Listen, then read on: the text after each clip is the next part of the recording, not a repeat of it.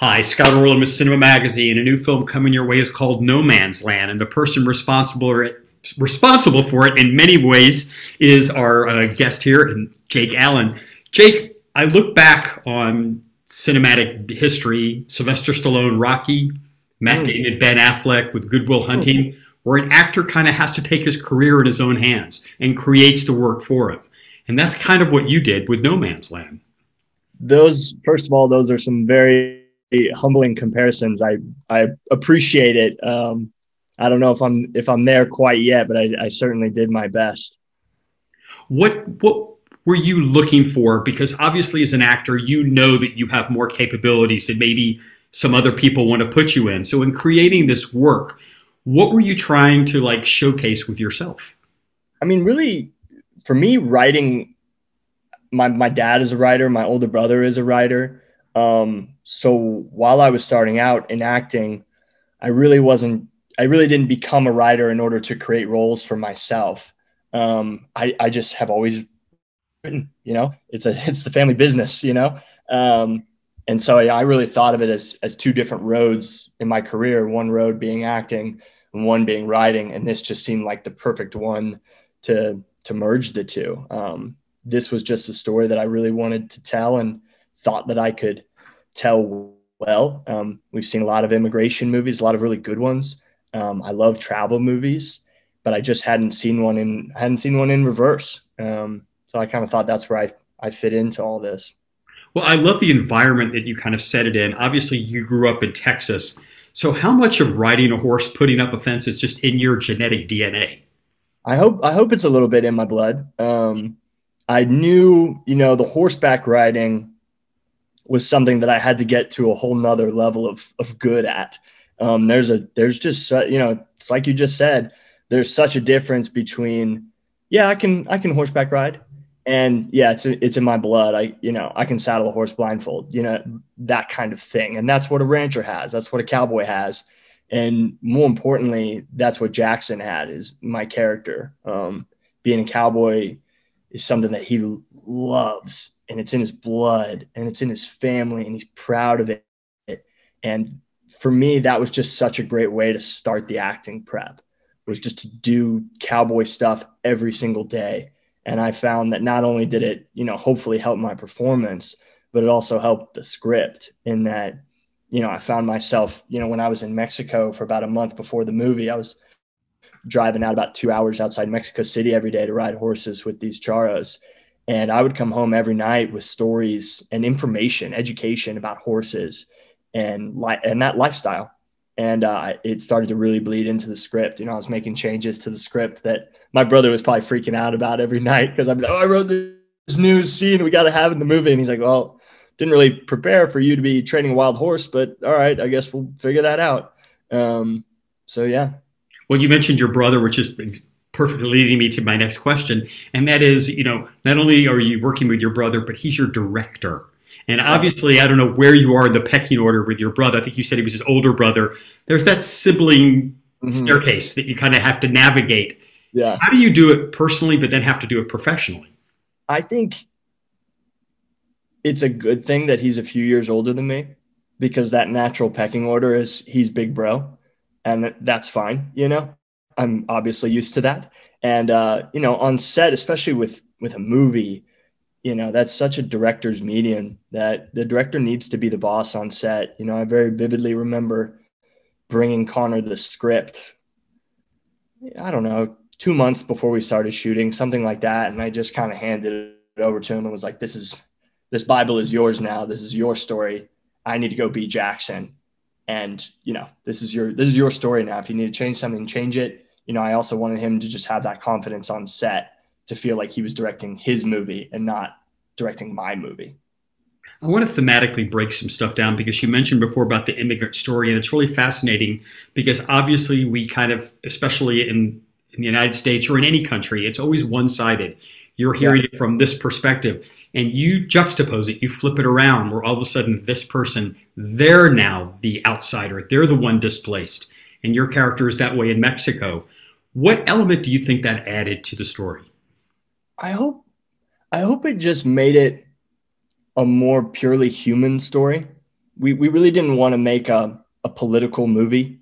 I know what the story is about. You know, I know that immigration is a hot button for people. I know it's a polarizing topic, but for the people that are actually really, really involved in it, for Texas ranchers that are, you know, losing their homes right now, for Mexican and Latinx families that just want to go north to give their kids a better life. You know, they don't have time to think about geopolitics. They're just trying to provide a better life for their kids. And I just wanted to give that voice to everyone involved in the border, from the Texas father who is trying desperately to keep his ranch together and try to figure out this evolving landscape that's happening literally in his backyard. I wanted to give a voice to the Mexican father who's desperately trying to provide a better life for his son at any means necessary. And even, you know, a misguided coyote that we have in the film that isn't a good guy, but why isn't he a good guy? And why is he not, and maybe he's a bad guy, but is he an evil man? Not so sure. Let's give him a voice too in this, because he belongs there too. I'm going to be really careful how I navigate this because I don't want to give too much away. I, like the audience, I want to kind of be taken on the journey. But part of the essence of your character is taking responsibility for his own actions and that sense of seeking atonement. And I wondered if you could just talk a little bit about that journey, because as you wrote it, what are we talking about in larger issues? I mean, how much do we have to man up to what we do?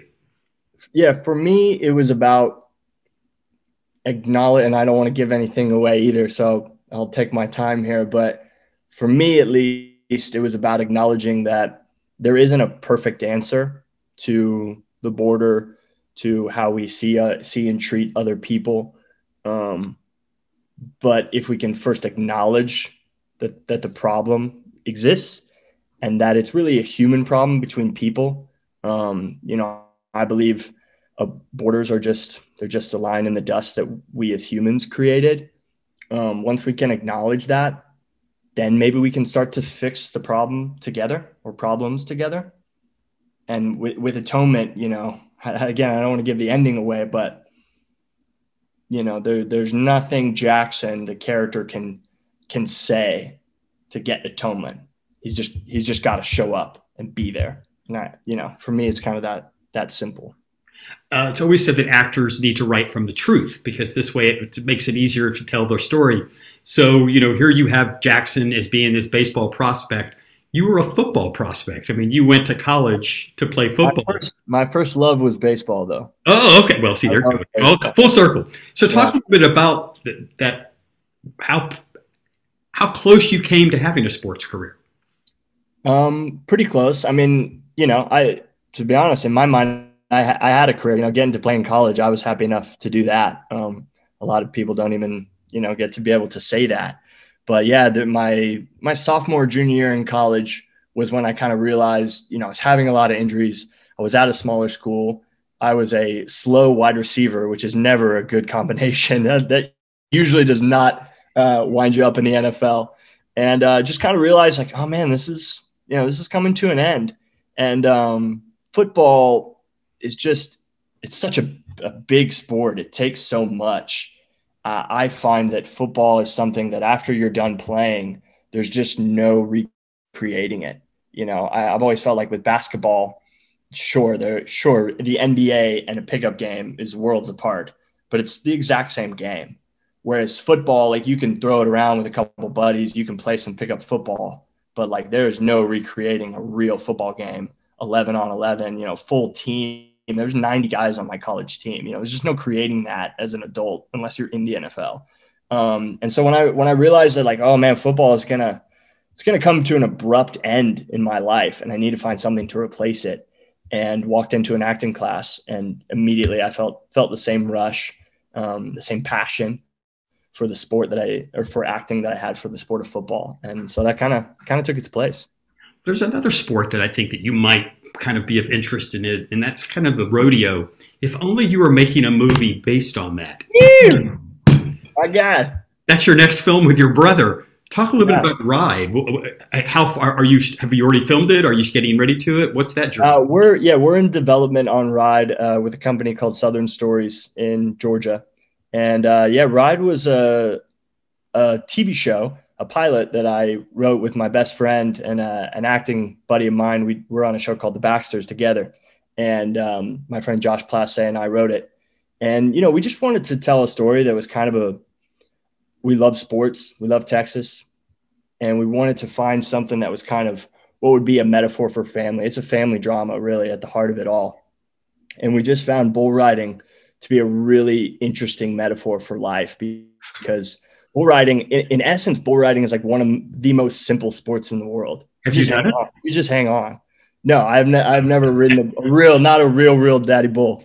But as a sport, you hang on, you put your hand in the air and you try to do your best to stay on it for 8 seconds. That's the sport. And, with family, I just always felt like, family is just sticking together.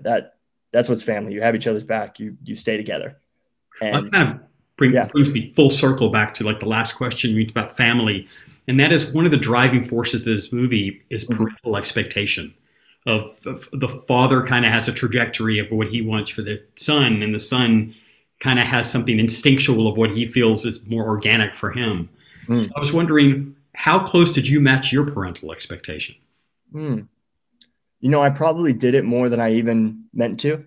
Sometimes you write things and then you read it and you go, oh, that's me and my dad, or, oh, that's me and my brother, something like that. It's a good question. I certainly didn't set out to do that. But, I have a family of pretty strong-minded people. So we do, if we want something, we want it hard. And I think that definitely comes through a bit in the movie. But also, I think it comes back kind of full circle to a line at the end of the movie. Was all I ever wanted was just to make you proud of me, whatever that was. And that's something that definitely I hold true in my own family. Well, I'm proud of you for doing this interview. So whatever that means on your scale, I don't know. I'll take it. You had me at Sylvester Stallone and Rocky, man. We're good. Don't worry. The film is called No Man's Land. Jake Allyn. This is Scott. Till next time. Thanks, man.